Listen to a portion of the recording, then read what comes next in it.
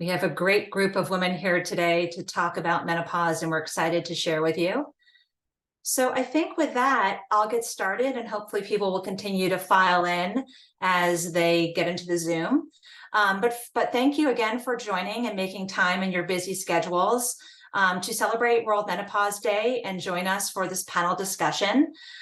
World Menopause Day was established in 1986 by the World Health Organization and the International Menopause Society. And the intention was to really spread awareness and activation about, this condition that affects every woman with uterus. So we're happy to celebrate that today and share information with you. It's very exciting also that there's been a lot more press and celebrities and just people talking about menopause. I think the topic has often been stigmatized and kind of hidden, and therefore women haven't gotten the information that they need. So it's great that many publications and more talk shows are bringing up this subject and just opening up the conversation. So I'm going to go to my next slide and just tell you about the agenda for today. I'm going to share with you our entire mastermind panel so you can get to know who we are and the expertise we share. We're going to be talking about navigating the menopause transition and journey, which is different for every woman and often changes with time. We're going to talk about information, that you can obtain so you can be an advocate in this process with your family, with your friends at work, with your doctor, with any caregiver that you engage. We're going to be talking about the symptoms of menopause and how they manifest and can affect your long-term health in many of your body systems. And then the key menopause topics we'll be diving into include hormone replacement therapy. It's known as HRT. It's known as menopause hormone therapy. It has several different names, but all the same gist. We'll be talking about a very specific concern that many women have about weight gain during menopause, especially around the midsection, which we're all sensitive about. We'll be discussing joint pain and hot flashes, which are two very common symptoms during this time, and then sex and intimacy during menopause, which can be affected by both the symptoms, but also the connection you may have with your partner. And then lastly, we'll cover Q&A. Please do feel free to pepper Q&A in the chat during the webinar. We'll collect that, and then we'll open up questions at the end and cover as many of those topics as we possibly can. A couple of housekeeping notes. We are, I think we're recording. Are we recording this? We are recording. Okay, awesome. We're recording this and we will be sending it out after the webinar. And for anybody who wasn't able to attend can also view it.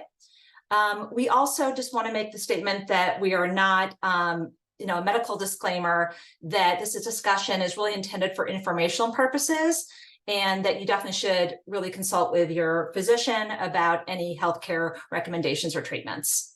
So with that, I want to share the Mastermind panel.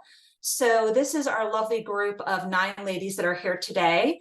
And just to preview who these people are and what they do, we have an acupuncturist, Dr. Andrea Jang, myself, my name is Allison Lewin, I'm a menopause coach.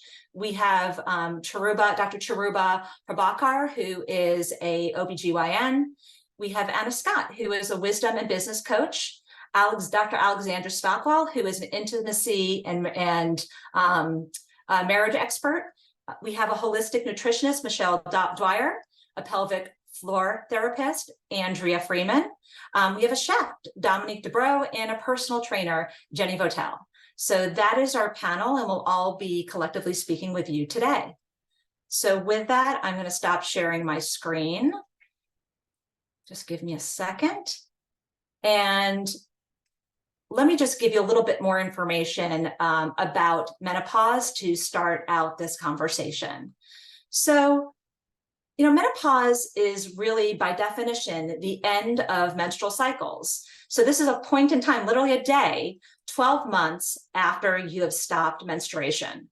A lot of women don't realize that, but the term menopause is used more broadly to cover all of the phases of menopause.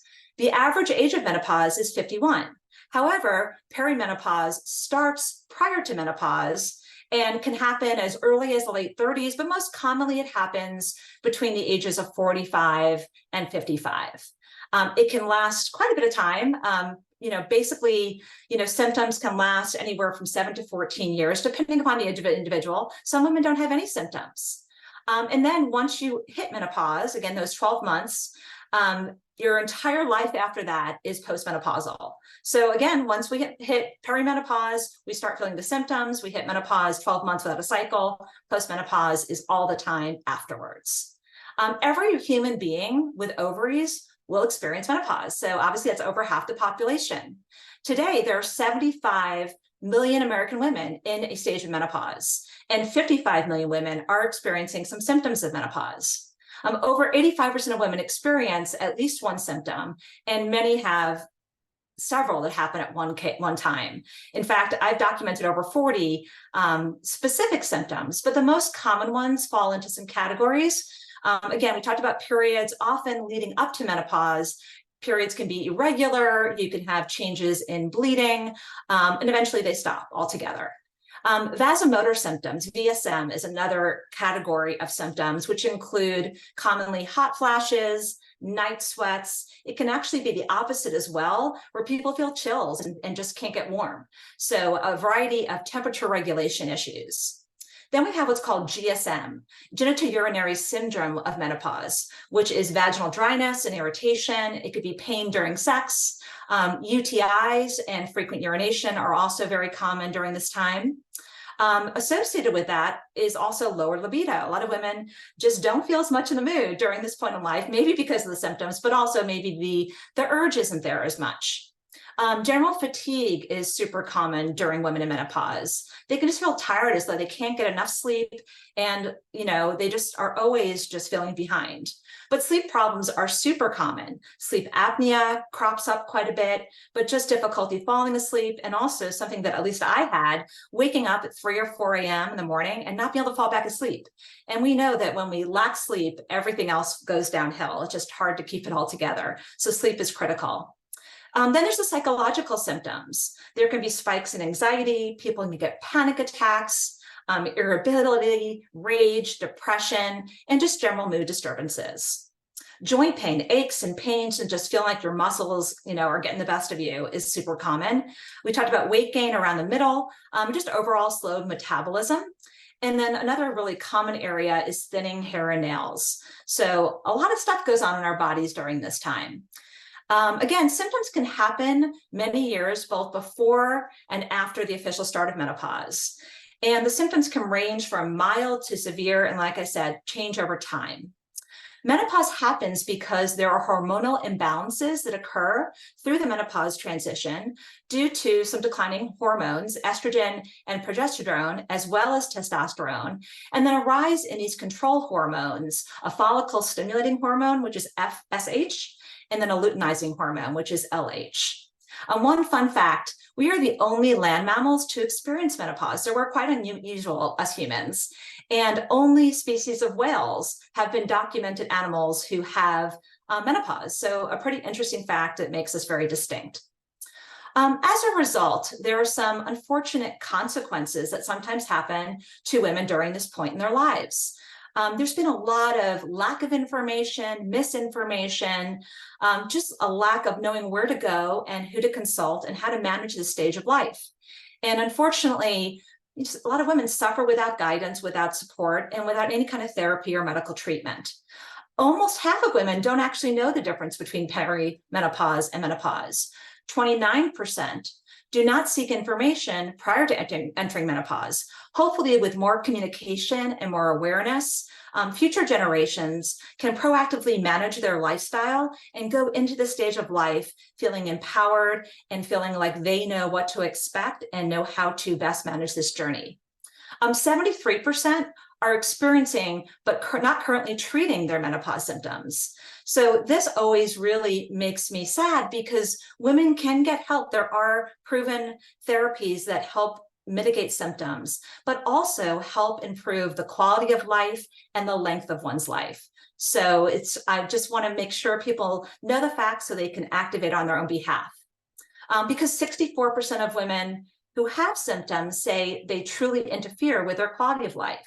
And we don't want to have that happen, clearly. So we're all here to share that you're not alone. You do not need to suffer in silence. We want to help you feel empowered to actively manage your menopause transition in as positive a way as possible. As I mentioned, there are a variety of medications, therapies, and lifestyle changes that can help you make this whole transition more positive. Some examples are changes to your diet, new exercise routines, sleep hygiene, hormone replacement therapy, cognitive therapy, hypnotherapy. We'll discuss some of these in more detail. But I want to engage with Anna Scott, who is our wisdom coach, to talk a little bit more with me about this transition and why women come to her to get the coaching they need to positively manage this and kind of get renewed purpose and really make a wonderful midlife and second half of life for themselves. So with that, let me open up to Anna as well. Welcome. Thank you so much, Allison. It's an honor to be here and with everybody. I really appreciate it. So one of the things that we talked about is this is a change. This is a massive change in human beings' life.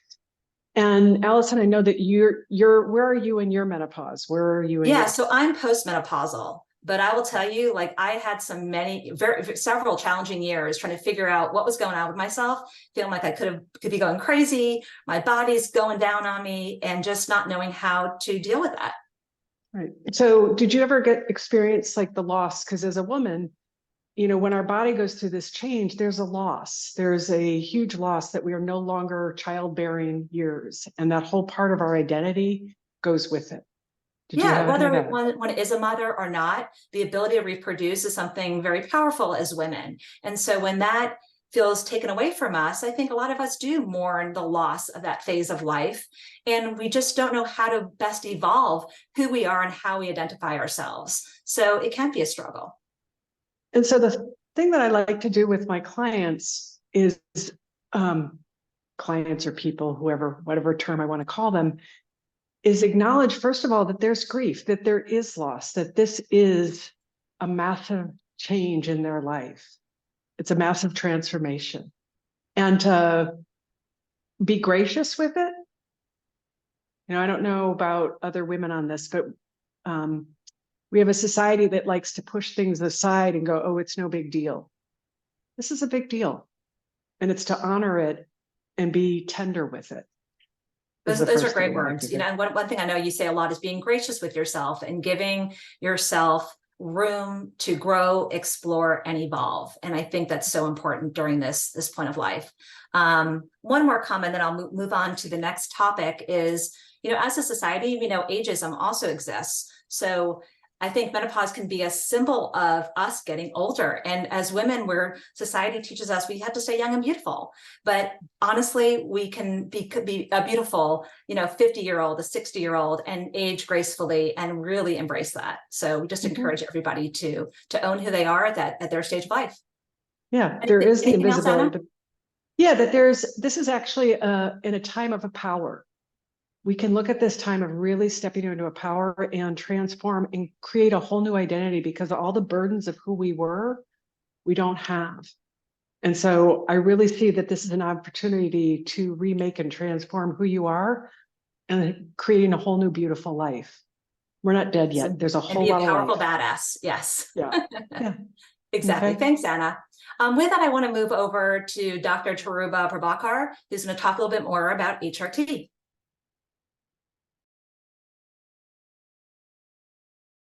Oh, I forgot to unmute myself. Okay. Hi, everyone. I am Dr. Cheruba Pracher. I am a board certified OBGYN, and I practice in Lafayette, California. And I'm so excited to be here with these amazing panelists and look at menopause in a very multidisciplinary, interdisciplinary approach, which is what we all should be striving to do, because it is that there are so many facets of menopause that women go through. So I'm going to focus my time on hormone therapy, and I want to debunk 3 myths of hormone therapy that are floating out there that I see every single day in my office. I see a lot of patients with menopause, seeking menopause treatment in my office. And these are things that they tell me. So the first myth: hormones are unsafe. Don't do it. Okay, so type me in the chat if you have ever heard this. Okay, if anyone's ever told you, don't do hormones, it is unsafe, it's going to cause breast cancer, it's going to, it's just don't, just go to Whole Foods and do the holistic things. Okay, so we have a lot of people in the chat who are like, yes, me. And even, it's Wednesday. I saw a patient on Monday who was 55, and she said her previous doctor said, you know what, it's just too unsafe, don't do it. And I was like, it's 2023. Is this really happening? And, especially menopause has had its moment this year, right? With the articles in the New York Times and the Wall Street Journal, people are talking about it. There's a lot of buzz about it, but still, even in La Miranda, which is a very educated part of the country, this myth is still being perpetuated, that hormones are unsafe.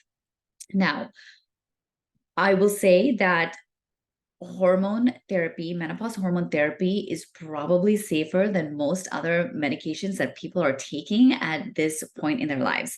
Again, I'm a doctor. I'm not your personal doctor, although I see some of my patients here. Nice to see you guys. So there are some situations where, yes, we do not recommend hormones, and that is beyond the scope of this conversation. But for the majority of women, hormones are actually really safe, and there is no need to suffer in silence. There are some women who tell me, well, yes, I'm having hot flashes, I'm having sweats, but I can still deal with it. I mean, it's not so bad that I have to call out of work or I need to stay at home. And my question is, why? Why suffer, even if it's some symptoms that are clearly bothering you enough to bring up in this visit? So the biggest message with that point is hormone therapy is largely very safe. And of course, you have to talk to your doctor about your personal history. But if you are having symptoms of menopause, like hot flashes and sweats, trouble sleeping, joint pain, brain fog, all of these things, seek help. And menopause hormone therapy is the gold standard for treatment. Now, before I move on to the next myth, I do want to say that there's a new non-hormonal medication in the market that I sent a video on a few months ago, actually, and that is working fabulously for hot flashes. So if you are someone, with a personal history of cancer or some medical history, that reason you cannot take hormones, just know that there is something out there that is still working really well. So something to consider and talk to your gynecologist about. All right. So number 2, the second myth: I cannot take hormone therapy because I have a family history of breast cancer. Anyone heard that? I mean, I think 2 weeks ago, had a patient who was in tears because for all these years, she was told that she cannot be on hormone therapy because her sister had breast cancer. So your sister having breast cancer, your mom having breast cancer, your aunt having breast cancer are not reasons for you to be denied hormone therapy. Now, of course, there's always exceptions. So if you have a gene like the BRCA gene, that's a little bit different. But over 95% of breast cancers are sporadic, which means that they do not have a susceptibility to a specific gene. So just because your mom or sister had breast cancer does not mean you're going to get breast cancer. And on the flip side, you could still get breast cancer even if it's not in your family history. It's just random, it's sporadic gene mutations that cause it. So a family history of breast cancer does not preclude you from getting hormone therapy. So this is the second myth that I want to bust. So please speak to your gynecologist about your personal history and your personal risk for breast cancer. And by the way, does anyone know what the average risk for breast cancer in the US is? Just type it in the chat. What percent? If you are a woman living in America, your percent, the risk of you getting breast cancer is what percent? It's okay if you're just type a number. 1 out of 8. Yep, 1 out of 8. That's right. So 1 out of 8, that's 12%. That's a lot. So your average risk, regardless of family history or hormones, is still high. So this is not going to add much to that risk. And even if you have a family history, you're still a candidate. Okay. Number 3, I'm already on systemic hormone therapy, so I cannot use vaginal estrogen. This is another myth. Vaginal estrogen and systemic hormone therapy can absolutely be used together. So they serve 2 different functions entirely, and you can definitely mix and match those 2. So systemic hormone therapy are your patches, your pills, your gels, your mist, spray, all of that. And this helps with the symptoms that we've talked about: hot flashes, brain fog, bone health, brain health, heart health, all of this. Vaginal estrogen is used just in the vagina, and it's used for painful sex. And it's used for urinary frequency and urgency and recurring UTIs. So they're 2 completely different things, and you can absolutely use them together. So I also have a lot of patients who, when I suggest vaginal estrogen, say, oh no, but I'm already on estrogen therapy, and I was told I can't use vaginal estrogen. So that is not true. You can absolutely use both together. So those are my 3 kind of myths that I wanted to bust today. And I also wanted to tell you about a couple of different things, additional things.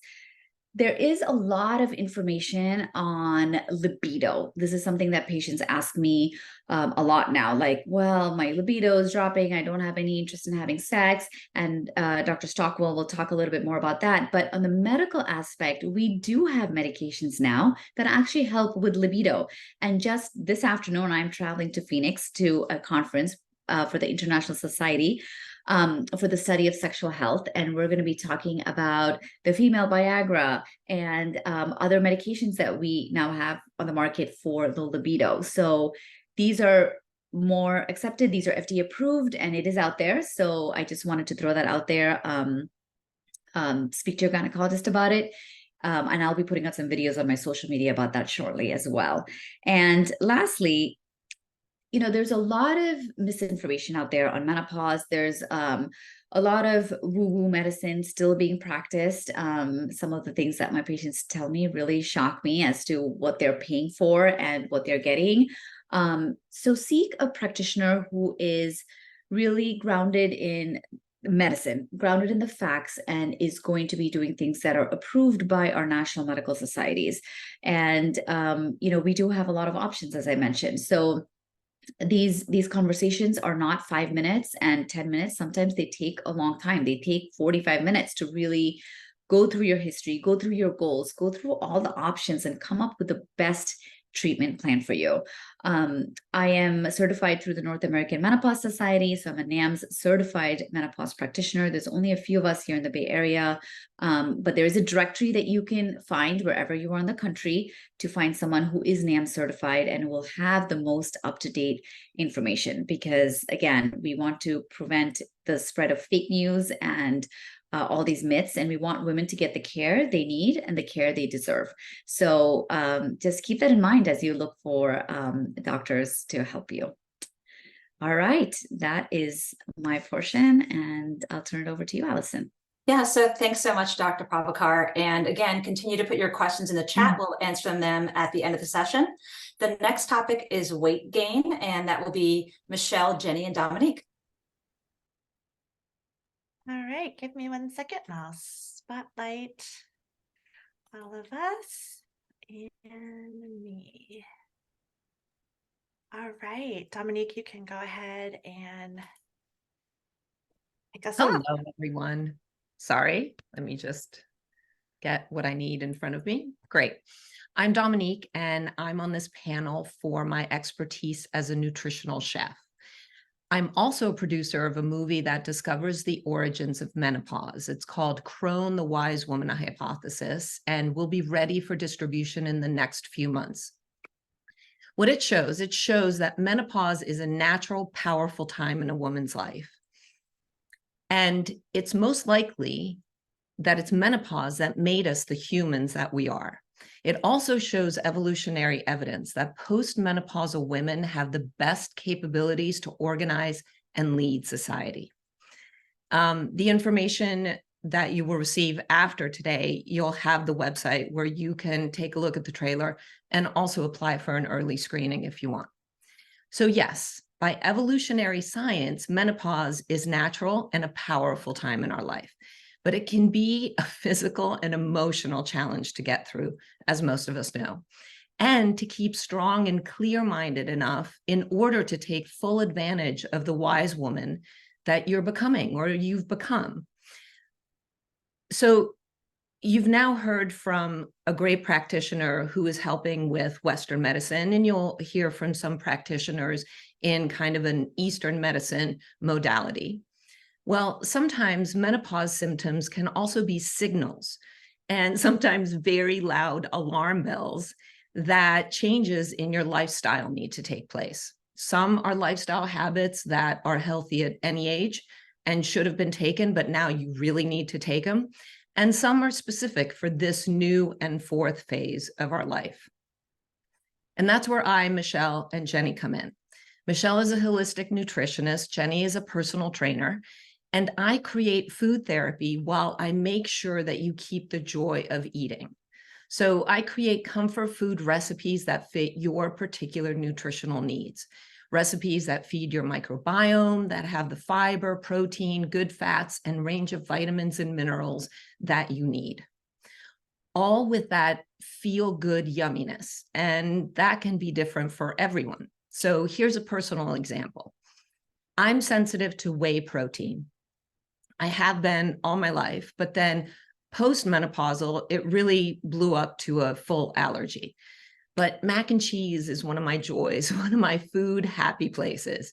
So I created a rocking vegan mac and cheese full of nutrition that I can also sometimes elevate with some Parmesan cheese, because interestingly enough, the way Parmesan is made, most of, and actually almost all of the whey is taken out. So you see, you can feed what you love about food while getting what you need from food. So with all that, I now hand it off to Michelle, who can cover the nutritional needs for this awesome fourth phase of life. Beautiful. Thank you, Dominique. And it's such a beautiful segue. So my name is Michelle Dwyer. I'm a holistic health coach and certified nutrition consultant. And I really want to talk today, following Dominique's lead, about what we want to add in, because I think so much of our culture and society is like, don't do this, don't do this, don't do this. And it's like, well, really, what can we really add into our eating, into our nutrition, so that we're really nourishing our bodies, that we're eating in a more nutrient dense way. I'm in perimenopause. I'm 49. I am so grateful to be alive right now, that I have the wisdom and the information and the empowerment that I know other generations haven't had. And I'm in it. I am in it. So when we talk about what we're doing here, anti-inflammatory, nutrient dense, managing the blood sugar, I'm right here with you all. So the things that I see the most, and Dominique's already referred to them, is adding in more fiber. Most Americans in general do not eat enough fiber. And certainly as we're in perimenopause and menopause, adding in fiber is so important. I like to have most of that come from our eating a rainbow of our colorful vegetables. So eating our dark leafy greens, our purple cabbage, our yellow carrot, our orange carrots, our yellow bell peppers. This also makes things really beautiful and really enjoyable and really flavorful. But adding in, of course, your fiber is also going to come from your whole grains and your beans and legumes, if your body does okay with beans and legumes. Chia seeds are also a really great source of fiber. So that's a really easy, fun add. So more fiber, and it's like filling our plate. That also keeps it satisfying and satiating, feeds our microbiome, and also helps with our body in terms of our hormonal balance. The other one I see a lot is more protein. Now, I'm not saying eat crazy amounts of protein. It's protein in balance, but I can speak for myself that the protein is what keeps my blood sugar stable, keeps my mood stable, keeps my energy stable, keeps my brain happy and stable. And so eating enough protein throughout the day, I find, especially for my body, I need to start the day with a good amount of protein. Different bodies need different amount of protein. So if you're 5'1" and 120 pounds, you need a different amount of protein than if you're 5'9" and 180 pounds, right? So really listening to your body. But I find for most women, we're kind of in that 60 to 100 grams range, depending on your height and weight, but certainly protein at each meal. It doesn't have to be animal protein. It can also be plant forms of protein.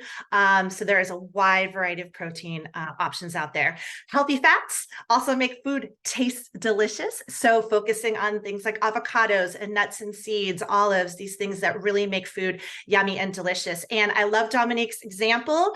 And I wanted to share, like, what does this look like? Well, this was my lunch today. So I had some wild caught salmon. I had about 4 ounces.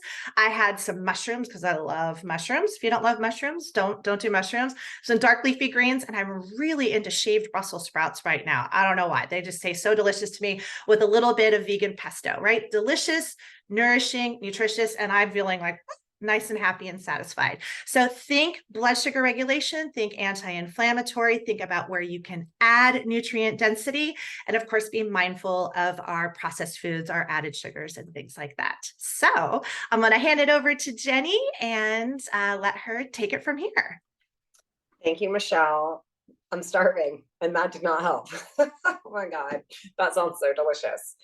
I'm here to talk about our working out and how to train your body in this new phase of life. And I kind of like to think about it as discovering your strength, because I think so many of the women I know and the women that I've worked with, they go 2 ways. Either they never worked out because they didn't enjoy it and they didn't like it and they didn't have to, they might have walked with friends, or they did high intensity cardio, spinning, you know, all the stuff that revs your heart rate, that makes you feel like, oh my God, I'm worn out, but not really any thoughtful weight training. And as we go into the next phase of our lives, where many of us are now, I'm 52, I'm right in the thick of it. You really have to change the way that you're approaching your fitness. You know, you want to keep your stress hormones in check because that affects the whole cycle. Well, stress hormones get increased with high intensity cardio. So you kind of have to think about how to take that down. It's our last opportunity to build muscle. So taking in line some of the protein that Michelle was talking about, using that to fuel your workouts so that you can go in and lift heavier weights. For me, the biggest thing in all working out is consistency. You have to do it. You have to move. If we're not moving now, we're not going to be able to move when we're 80. And that's really the message. So no matter what I say today, find something you like and go do it, because that's the most important thing. But the second thing's our strength. We need to lift weights. We need to learn how to lift heavier weights. We want to be able to pick up our grandkids. We want to be able to carry our Trader Joe's groceries up the stairs. We want to be able to do all the things that we do now and don't even think about it. So now's the time to train for that.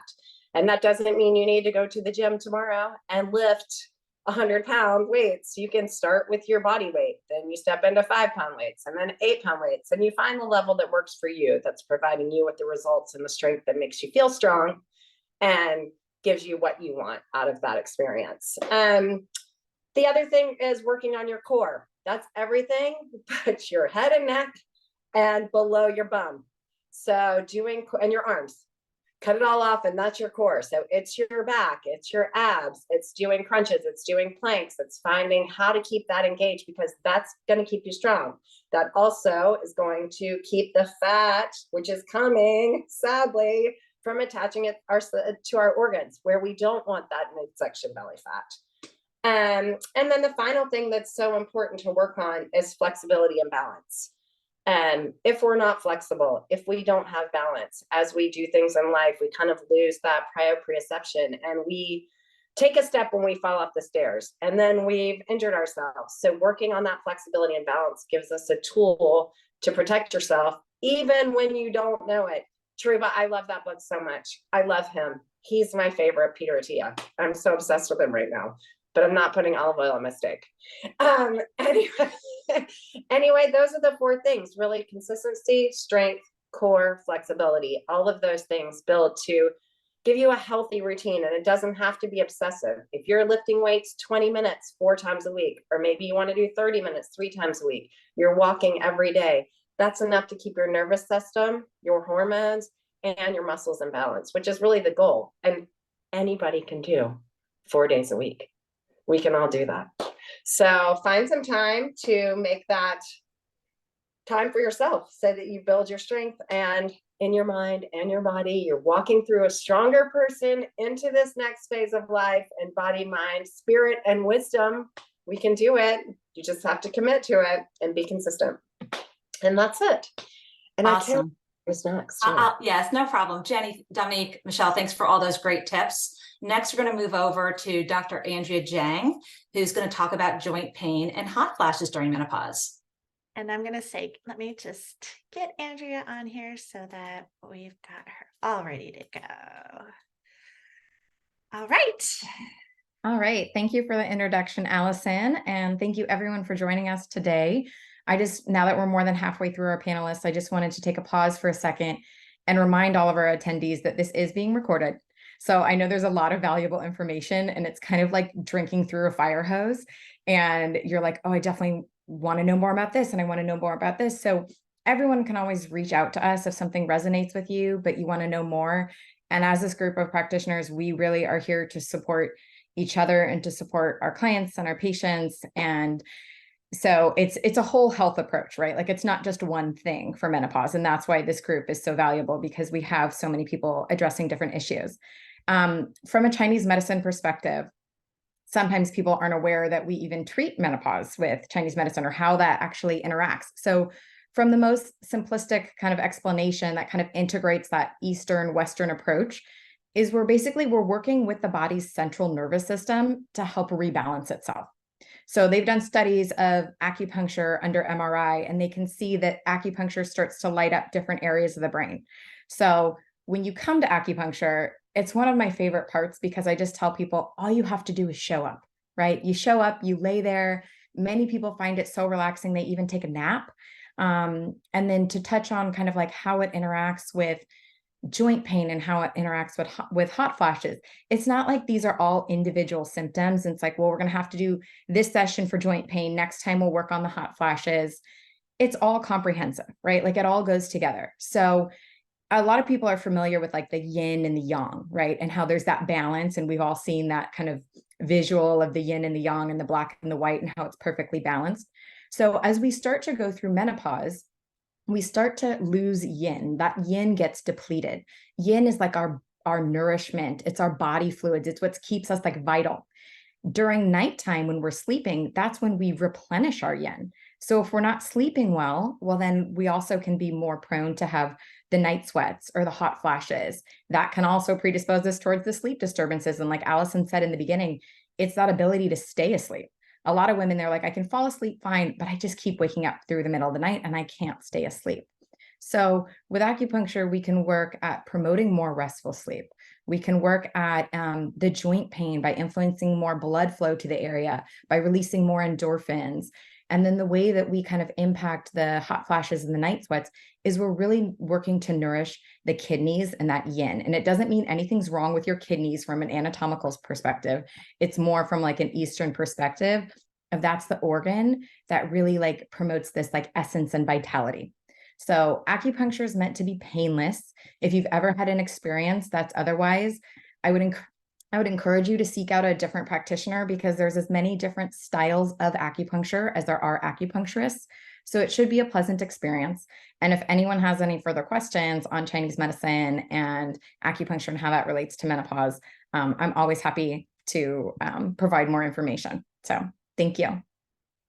Thanks so much, Andrea. And again, feel free to put any comments or questions in the chat. But next, we're going to move on to sex and intimacy with Dr. Alexandra Stockwell and Andrea Freeman.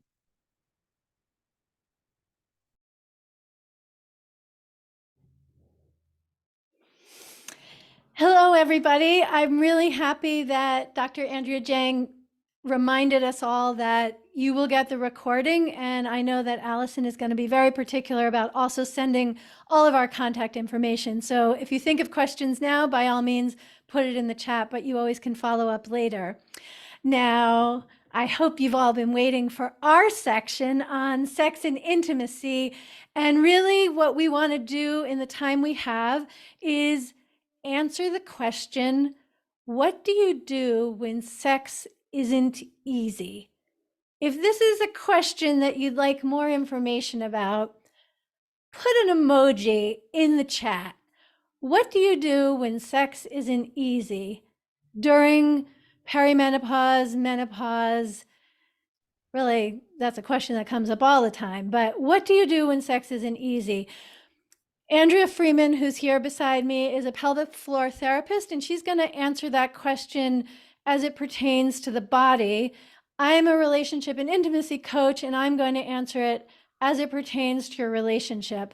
But since we have a short amount of time, and yes, thank you so much for your emojis. And if you're not putting them there and you're in a relationship, I don't believe you, but that's okay. You don't need to respond. I'm all for coyness when we're talking about sex.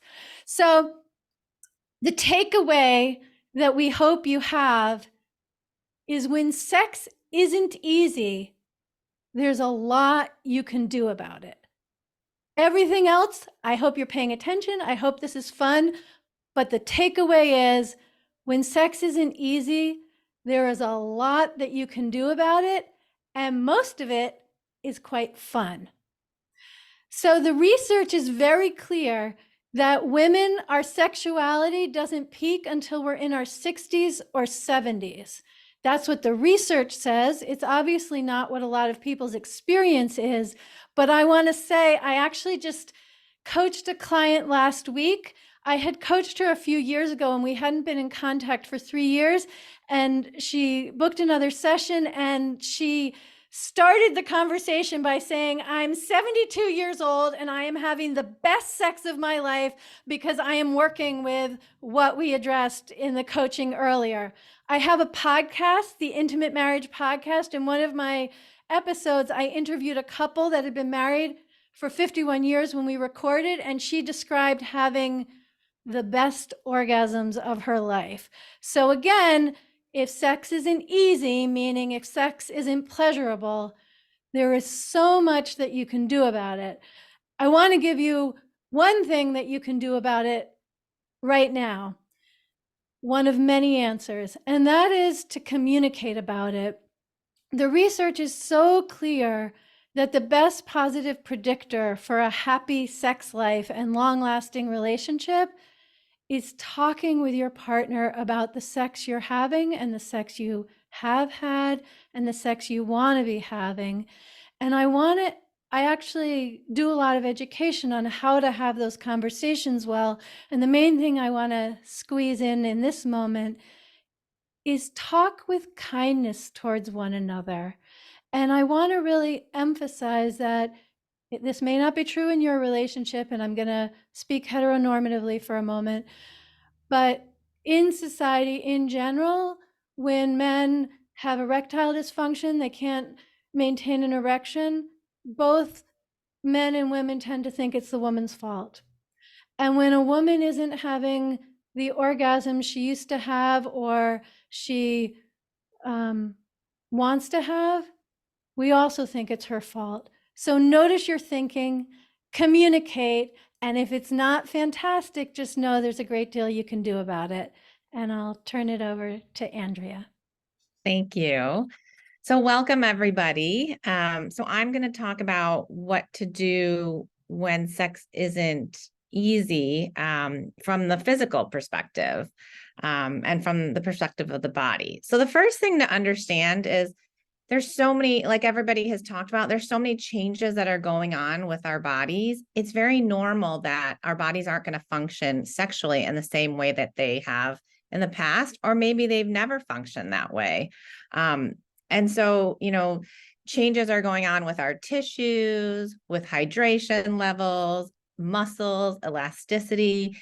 So it's normal that this will impact your ability to, even want to participate in sex or have sex.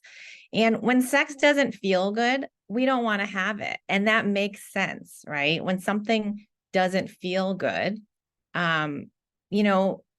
with that feeling repeated, our bodies are protective and they want to protect us. So it's normal that you may feel differently about having sex. And there are definitely things to do about it.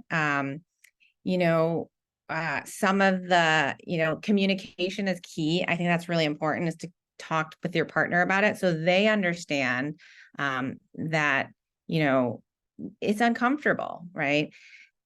So when I see patients, frequently I educate patients about the anatomy, because sometimes our anatomy changes, and, our sensitivity changes. So the amount we feel. And so sometimes we have to engage in activities, in ways that are different than we have in the past, right? We have, sensation changes, and certain areas don't feel like they used to feel. So I help to explore, kind of assess where are we in that, and, how are the muscles responding? If muscles tighten up, that may be a contributing factor to, discomfort with intercourse. So I work a lot on, we talk about relaxation and breathing and positioning. Those are all key things that can impact your experience. Tissue mobility. So sometimes, we talk about the importance of movement, right? And so, movement and, sometimes it involves getting a toy, right? And sometimes we want to, sometimes it's using our hands to explore. Sometimes it's getting the tissues used to touch in different ways. And then sometimes it involves, using a toy to kind of push muscles in different ways to get it used to touch. And it's all a normal nervous system response, right? To have hesitation or discomfort around it. So, we want to help to mitigate some of these things by giving you solutions, to open your mind to different types of possibilities. So I'm happy to answer additional questions in the chat. I am too, but I just want to say, because I think pelvic floor therapy is like menopause. It's becoming more well known, but a lot of people don't know about it. And so I'm not a pelvic floor therapist, but what I would say is it's really like getting a trainer in a gym, but it's for your genitals and not the rest of your body. So of course it's going to be gentler, and it's not going to involve cardio, but it brings amazing results. Yeah. And then you can do the cardio when you get home, not with the trainer. Yes, yes. All right, Michelle, thank you so much. Thanks so much, Andrea and Alexandra, and thanks to the entire panel. We've had a few questions come up, and then we can take any other questions from the audience. Just wanted to note that I put in the chat the link to the North American Menopause Society, NAMS, and also their care directory, their care provider directory. So you can see doctors available in your area, and just resource clinicians that are trained specifically on menopause. One other thing I noted in the chat, unfortunately, a lot of doctors, even OBGYNs, aren't as well educated as Dr. Pracher is in terms of menopause protocol, and aren't up on the latest research and clinical studies. There's been so much work done in the last 20 years since the WHI study kind of created some freak out in the world about HRT. And as we've discussed, it's incredibly safe for most women. There are so many options. So long story short, just make sure you explore all and any possibilities. Also, there was a question about how long can you be on HRT? And I will start and have Dr. Pracher join, but from everything that I have read and all the research from the experts says you can be on it as long as possible. So literally, if you are still having symptoms and there's a need to have intervention strategies such as HRT, you can continue to take it as long as you need to. But always, again, consult with your doctor. But any other thoughts, Dr. Pracher? Yeah, that's actually a more complex question to address. The thought before was be on it for the shortest amount of time possible to relieve your symptoms. Now there is some additional, there's a lot more additional research that shows it actually helps your brain, and decreases your risk of Alzheimer's and Parkinson's and all of that. So there's some extended time that we can use it for, even 10, 15 years. I think using it for as long as you want. It may be a little simplified, so I would say, speak to your gynecologist. It depends on a lot of other risk factors, but it's longer than what we thought. Before it was like, oh, just be on it for 1 year, 2 years, and then get off of it. And that's no longer the case. We're seeing that it's safe for prolonged periods of time. Thank you so much. And one other note that comes up frequently is, can I take HRT when I'm in perimenopause before I actually hit menopause? And yes, overall, the answer is generally yes, but again, consult with your doctor. There's a question about for HRT, what if someone had a hysterectomy? Can they take HRT? Yes, so you can definitely take HRT with a hysterectomy. You just will not need the progesterone because you don't have a uterus, so we don't need to protect the uterus from uterine cancer. And so you don't need to take the progesterone that we give everybody with a uterus. When you take estrogen, you also have to balance it with progesterone. So that's the big change. There's a question about what kind of test do you recommend to see what kind of treatment I need, e.g. hormones. How does my doctor determine how much I need in terms of estrogen and progesterone? And I get a blood test, but I don't feel normal, and I get help from alternative medicine. Yeah, so I typically don't do blood tests. There are patients who come with these $2,000 panels of like 100 different things. It's not really recommended to test for all of these hormones. We really go based on patient symptoms. Unless the clinical picture is unclear, then I will do an FSH. But otherwise, hormonal testing or extended panels are not necessary. You do have to have a good metabolic profile. So you have to have controlled diabetes, and your cholesterol can't be through the roof if you're going to start hormones. So that is something that needs to be paid attention to. If you are using testosterone for postmenopausal, hypoactive sexual disorder, which is essentially low libido post-menopause, and you want to use testosterone, then yes, we do monitor testosterone levels very carefully. But that's probably the only situation where I would be monitoring, carefully. Thank you so much. There's a question about sleep, and when sleep has been disrupted, what are the most effective ways in which to become functional again? Again, it sounds like a broken record. Hormone replacement therapy can help with sleep, and specifically progesterone often is recommended at bedtime because it can have a sedating effect. However, there's a lot of sleep hygiene recommendations that don't require any medications that are recommended, and they make common sense, like having a cool, dark room, having a protocol that you follow before bedtime to wind down, staying off your devices because that blue light is not good for you. Exercise is great, but try not to do it, a couple hours before bedtime because you're still going to be agitated. Once you wake up, if you're lying in bed wide awake and just stressed about it, try to get up and move around. Again, don't go on the devices, but take a little break and don't make yourself anxious about not falling asleep. If you have to take a nap because you're just dying, you're just so tired, try to limit it to 20 to 30 minutes, again, in the earlier part of the day or afternoon. But again, there's other, medication therapies and other holistic therapies that people can access to help with sleep. Because again, I know that can be one of the most frustrating parts and just really aggravate the memory issues, the brain fog, everything else that goes on during menopause. And one quick thing to add to that. In the yeah, evening.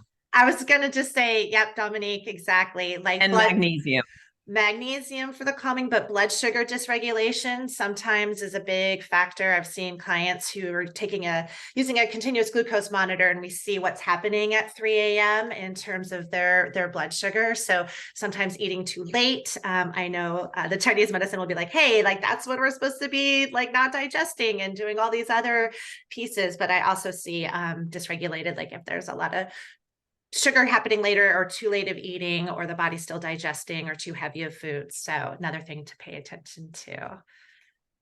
Michelle, while we have you on, another thing that I know comes up often is, are there any other specific supplements that you recommend to women during this phase of life?